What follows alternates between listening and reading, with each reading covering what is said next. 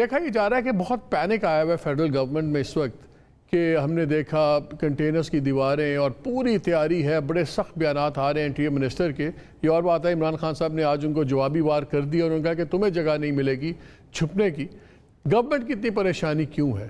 میری اطلاع یہ ہے کہ گورنمنٹ کو یہ ایڈوائس دی گئی ہے کہ اگر لانگ مارچ ہوتی ہے تو کسی بھی مرحلے پر فوج کو نہ انوائٹ کیجیے گا، فوج کو نہ بلائیے گا.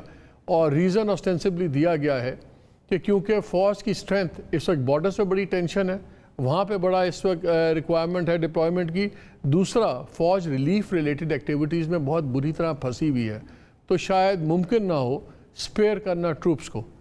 یہ بڑی ایک انٹرسٹنگ ڈیولپمنٹ ہے کیونکہ اگر کے پی میں عمران خان صاحب کی گورنمنٹ ہے، پنجاب میں ان کی گورنمنٹ ہے، جی بی میں ان کی گورنمنٹ ہے، کشمیر میں ان کی گورنمنٹ ہے، اگر پنجاب جب اگر کوئی آتی ہے پوری لانگ مارچ اسلام آباد کی طرف تو اس کو روکنا خالی اسلام آباد کی پولیس کے لیے اور کچھ حد تک رینجرز کے لیے شاید اتنا ممکن نہ ہو.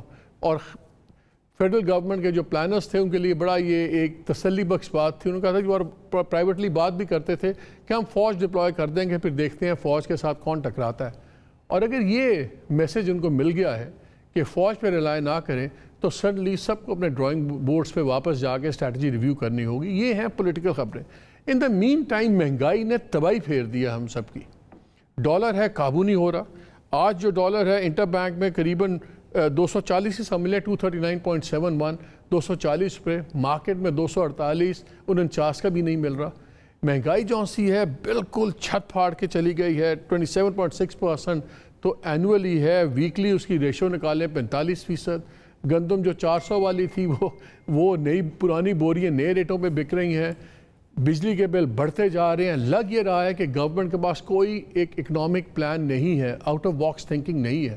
انہی پروگرامز میں ہم بیٹھ کے لاسٹ گورنمنٹ کی پالیسیز کو بہت کرٹیسائز کرتے تھے.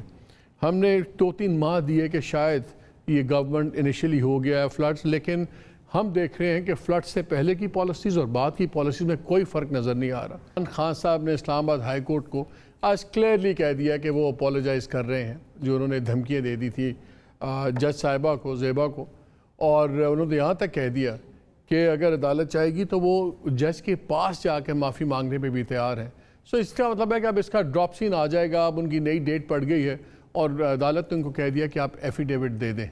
سو اگر جو گورنمنٹ کی امید تھی کہ شاید یہ ایک کیس ان کے گلے پڑ سکتا ہے فار آل پریکٹیکل پرپسز، وہ تو آج ختم ہو گیا. دوسرا اب ان کا رہ گیا توشہ خانہ کا کیس. اس پہ ابھی تک الیکشن کمیشن فیصلہ محفوظ رکھ کے بیٹھا ہوا ہے اور شاید یہی ایک کنسرن تھا عمران خان صاحب کو کہ ان کو پتہ ہے کہ اگر توشہ خانہ کیس میں ان کے خلاف ڈیسیژن آیا تو ان کو اسلام آباد ہائی کورٹ میں ہی جانا پڑے گا اپنی ریلیف کے لیے. تو انہوں نے کہا ہوگا why burn bridges with the court, اور انہوں نے اس کو ٹھیک کیا.